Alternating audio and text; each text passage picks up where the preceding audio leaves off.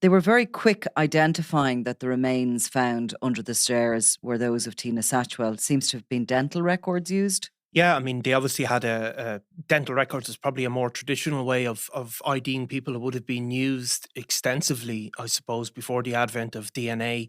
Nearly everybody who goes to the dentist has a record at some point. So they seem to have been used. DNA testing has obviously been done, but that takes a bit longer.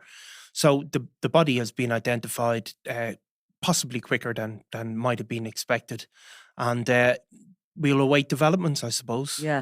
Interesting fresh details of how the body was found and where.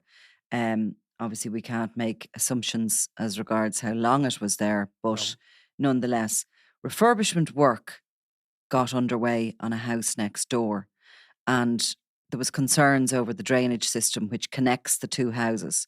And that was really the first thing I think that alerted Gardaí. Yeah, I think you can see there was two tracks to this that the guards seem to have, uh, began again, started from scratch and started looking through statements and circumstantial evidence to try and look back into the case and have a fresh look at it. In the meantime, coincidentally, there was work being done on a house that had been empty for a period of time, and something there alerted suspicions, and that obviously gave the Gardaí an opportunity to go in and investigate the home, which we've seen over the last couple of days. They clearly had a location in mind.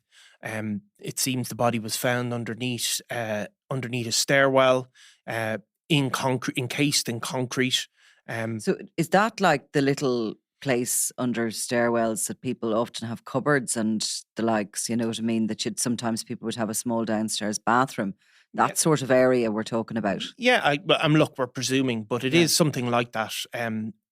So the body was found. It appears about in 1 meter inside the concrete. So they had to use Kango hammers, I believe, to take off a layer of concrete before came across the remains. And it has been reported that it was more or less a full skeletal remains of well, what who we know now is Tina Satchwell. There was other parts of the home excavated, a sort of patio area. There Part seemed of to have been sort of almost two search teams. One of them was clearing undergrowth and trees to the back of the house and in the adjoining property. Yeah, And they didn't go into Tina Satchwell's home so as not to cross contaminate anything that yeah, was found. So they were on one side of the wall as such. yeah, And the second team went into the house and removed the patio slabs yeah. and then started to remove this bricked up area around the stairwell. Yeah, and I mean, we could presume that they had a location in mind that they knew to look at. They've also cordoned off a commercial area in Youghal, and they continue to search that as well. Obviously, there is, the body is found in the home, but they may well be looking for, you know, tools or other items that were used to encase the body in concrete. So it's a huge development, and for obviously for the ID to be confirmed at this point. You know, the guards have arrested a man, as everybody knows. He was arrested in Youghal yesterday. They have 24 hours to question him, as we spoke about yesterday. They get a few extra hours, like he'll get breaks, he'll get to sleep, he'll get to eat. That all gets added to the 24 hours. So really, we're looking at those 24 hours are up sometime, maybe between 6 and 8 today, depending on what breaks the man has taken. At that point, he'll either be released or he'll be charged.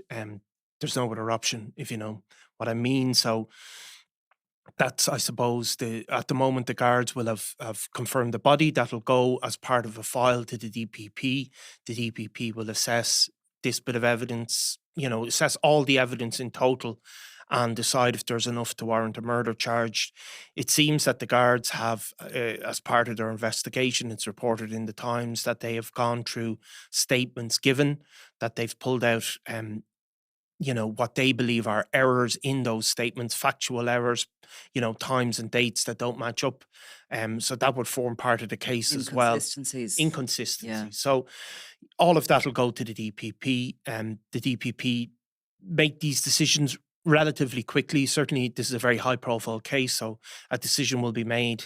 And if somebody is charged, they could be brought before a special sitting of a court tonight, or possibly in the morning. People can be charged in the station and held. But I'd imagine if there's charges brought, could see somebody before the courts later on today. And of course, it was a cadaver dog that Yeah, called Fern yeah, who actually really got a scent after they started kind of going through the concrete in yeah. this stair area we're talking about. Cadaver dogs are highly trained, really useful working dogs who I don't think they're given a scent, are they? They get the scent of No, well, I think they're taking. trained, trained to sniff out human remains, Yeah, basically. I don't know if the guards actually own I don't cadaver think they dogs. do I actually. I think, think yeah, they're hired in from specialist companies. yes, sometimes from the UK, I think Yeah. as well, and they have been used in a number of cases in Ireland. But I don't think like we the revenue obviously have a sniffer dog for drugs in the airports and things like that. But I think these, The cadavers are totally specially yeah, trained. I mean, I think they're, tens of thousands each. They they are often brought to wooded areas if there's a suspicion that there's a body. yeah, They're often brought out and brought in on cases, maybe that aren't necessarily murder, where somebody has sort of disappeared while yeah, out walking, this kind of thing. Um, and this particular dog was brought into the property um, as they started sort of pulling up the concrete or breaking through the yeah, initial concrete, and the scent that dog got. The dogs go absolutely bananas once they do get the scent, and then they're pulled away. And obviously, they lead officers. They will direct sort of nearly the further searches of a particular place. Um, I mean, to bring all that on site in the first yeah, place, the diggers, the two yeah, search teams, to enter the two properties side by side, to make sure they didn't cross contaminate, yeah, um, to have all that stuff to hand, there was obviously more than just a kind of a suspicion. You often see in cases, yeah, in murder cases, the Gardaí will go search an area. Um, it usually comes with a huge volume of publicity. Um, and it's a visual thing, of course, as well, yeah, because sometimes if it's outdoors in forests and that kind of thing, the scenes are cordoned off, and you'd often see it on the news and in pictures and all the rest of it. I mean, this one would have been a disaster had there not been anything found, and that can happen as well. Of course, I mean they tend to rely on human intelligence, as they call it in these cases, and people can make honest mistakes, and plenty of things can happen. I think you see in this operation that although it looked very quiet to the public, there was significant background work being done Yeah. for a good long period of time. Again, it's reporting the Irish Times about uh, mobile phones and other digital communications being monitored, gone back, looked at again. But I think in this case, when they went in to that address, that they had a very good idea about what they were looking at and where they were going to go. It's there's I don't know if you've read a lot of Twitter Yeah. people saying, why didn't they do this years ago? Well, that's always going to be asked. And I mean, we don't know how No, long but the body lay there, but the fact that the skeleton was intact says a lot. it does. And it also says, I mean, the guards have restrictions. You can't just go in, get a warrant to pull somebody's home apart. It just doesn't work like that. Yeah. There has to be a reason. Something has to be presented. A warrant has to be signed off. So obviously there's questions to be asked, and maybe that's fair. But there is a reason that the guards can't just go into people's homes and just turn them over without a degree of evidence to back up that decision. Um, and also we don't know. Obviously, the body has been her Tina's body has been found now. We don't Hmm. know when it went in there into that concrete. It's very, very, Yeah, but that's what I mean about the body being intact. Okay, sort of, I don't know a huge amount about these things, but it's unlikely it maybe would have been intact had it been moved Yeah, but look, over a period of time. yeah, I I mean, mean, she was reported missing on the 24th of March 2017 by her husband, Richard Satchwell, who said yeah, he'd last seen her. He went out to get a message and came back and she was gone. She'd yeah, left her mobile phone behind, her beloved dog. Um, March 24th, 2017 is he was the last one who saw her that yeah, date. And that's what Gardaí have been working on, you know, yeah, and of all the course, while. yeah. But I don't recall details around if there was another independent witness that saw her, right up to the March the Oh, 24th. I think a big part of it was that there wasn't, you know, certainly in high profile cases, and we saw it, for example, in the Regency trial, because just because we've sat through that, you see how CCTV picks up every movement. Mm. There was no CCTV of Tina Satchwell, leaving parts of Youghal, walking through parts, and not On being that day, or discovered on presumably the that day. days before On that. well, yeah, or in or around that time, there Yeah. wasn't a trail of her. She wasn't spotted at a port or anything of that sort. So that I mean that's a key aspect of the case, I suppose. And, as this proceeds possibly towards a murder trial, that date there will be a concentration put on that date and, to try and establish any other independent Yeah, witnesses. And when she was last seen, possibly before that, she must have been out shopping. She must have been in touch with the family. yeah, So that timeline could change. yeah. It could change. I think we'll if And somebody Richard Satchwell went to the police himself with concerns.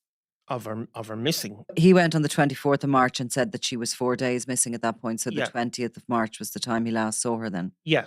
Mm. And that subsequently, of course, he did a lot of interviews where he was discussed her disappearance. An extensive series of interviews, really. Which I think he was on Ray Darcy on RTE, but he was also in It a was in the number Neil of Prendeville show. I was watching something they put up again, an interview. He went into the studio actually to do the interview. yeah. I mean, he did an interview at the Sunday World with Alan Sherry in the Sunday World, but also He ran away from me. ran well. But you were one of the few that he ran away from. Yeah. He tended to engage very I extensively with think he'd sort of journalists. shut down at that stage. It was a couple of months perhaps after you know, she had been missing. I can't remember the exact date it went down, but he had done a series of interviews and I was expecting Yeah, a similar reception from him, that he might stop and talk. And he didn't. He behaved quite evasively at that point. Now, perhaps he had just made a decision. He was no longer doing any interviews, I but mean, he still continued to do the odd interviews. Sometimes people fancy certain types of interviews, maybe. And then he took up he became a driver. He was working for a haulage company. And you hear reports about him moving on with his life, and being, you know, 4 years on, or sorry, 6 years on, maybe, meeting somebody new. And so, well, like, and obviously he was working as a haulier, driving sort of long distances across Ireland. So, but look, we more, I think, will be heard today. I think the guards will make a decision, or the DPP will make a decision. Um, but you have to say, with the discovery of a body encased in concrete, mhm. as we spoke about yesterday, the cause of death may be difficult to establish under those circumstances. But clearly, it's not. It's not. It's impossible to say that this is some sort of accidental death. I think we'd I'd be. say they'll have a good chance of establishing the cause of death with the complete skeleton. We talked about Elaine O'Hara briefly yesterday, and the reason the cause of death couldn't be found in that case was it was suspected there was a strangulation or something, but um, her remains were only partial remains by Yeah, the time she was discovered. yeah, There'd been a lot of animal activity. She was left out in the open, and there were certain parts of her remains that were just gone. So mm, there was, the opportunity to see there's is it the hyoid bone in So they talk in the about, neck? yeah. They talk about that, and they talk about they can see if pressure has been applied to that and that sort of thing. Or a brain injury as The kind of house itself, and Gardai visited the house in March when Mrs. Satchwell was declared missing. It was between then and the June of 2017 that they kind of noted this wall had been built to sort of close off a side view to the stairwell. yeah. So that they believed that the works to that wall, that encasement, as you're talking about, the concrete, was done within the months after she disappeared. Um, and the investigators that had kind of entered the house noted it, but obviously it wasn't until No, I mean, again, like as I said, people, people are on social media saying they should have knocked down walls or whatever, but it's just not as straightforward as that. no. And of course, if there's action taken that before there's evidence to back it up, it can be damaging to cases. So sometimes these things do have to build slowly. But I think it's it's when you see when we first heard there was a man arrested and property was being searched, um, you just hear that basic level and you think, "Oh, is this going to amount to anything?" But you see, I think by today you see a really good job has been done by the Gardaí in this case. I suppose I feel we've been sort of talking very clinically about a human being Yeah, who lost their life. Now, the remains were blessed by a local parish priest in Youghal, Father Bill Birmingham, and removed to Cork University Hospital. And no doubt her family are now preparing. It'll maybe take a few weeks before the remains are returned to them, but I've no doubt they're preparing to bury her and yeah. I mean, mark look, her passing. it's deeply, deeply tragic. I mean, people spoke about Tina Satchwell as kind of a very, very uh, people really had time for her. She seems to have been a very gentle, spirited sort of woman. People really liked her, sort of quirky, funny character. Um, People described her as not having a bad bone in her body, always having hello, always having words for Mm. everybody around her. Her family, as I said, have not spoken this week, but I imagine they've been sort of advised not to. Mm. But I think they were quite private people, but they did speak out over the years in order to kind of make sure that everything could be done to find Tina. I think they've spoken about their the terrible, terrible situation that they were in, where not even knowing what had happened. So your thoughts have to go to them Mm. at this time. And also, just to note, if anybody is charged later before the courts or in the next period of time, we won't be talking about this until the No, case comes because I up mean, because we are legally yeah. constrained. So what happens, I suppose, and is that once somebody appears in court, the second that they actually land into the courtroom, what kicks in is that nothing what can be discussed can't prejudice that trial, even though that trial in most cases is A a year or good two away. year or Yeah. two away. And therefore some of the speculation, or some of the talk we have today about how maybe the body in this case was discovered, all of that gets shut down. Mm. And then there's the kind of a cooling off period while it comes to court. And then, of course, all of those details feature in a court case. And once a verdict is reached, newspapers and other media organizations are more free to Examine discuss the. Yeah, backgrounds. And exactly. Okay. So we'll leave it at that. thank you, Nicola. Thanks, Niall. I'm Nicola Tallant, and you're watching Crime World, a podcast about criminals, drugs, and the underworld in Ireland and across the globe. Make sure you subscribe to our channel and turn on notifications so you can be the first to watch all our latest episodes. You can also listen wherever you get your podcasts.